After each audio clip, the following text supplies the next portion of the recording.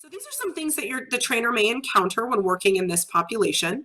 So your client might have a severe dysphoric mood in the early phases, and this may last several weeks. If you're working in a rehab center, typically this is the first 2 weeks.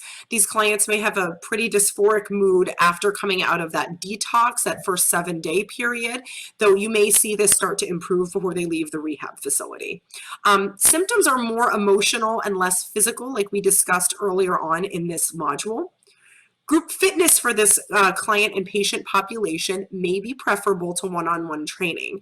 So I can usually tell who is addicted to stimulants in my classes at the rehab because they are typically a little bit more high energy.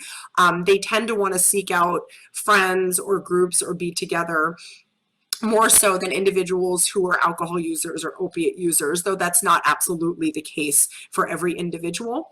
If the client is drawn more to group fitness, it may be appropriate for them depending on what you see in the assessment.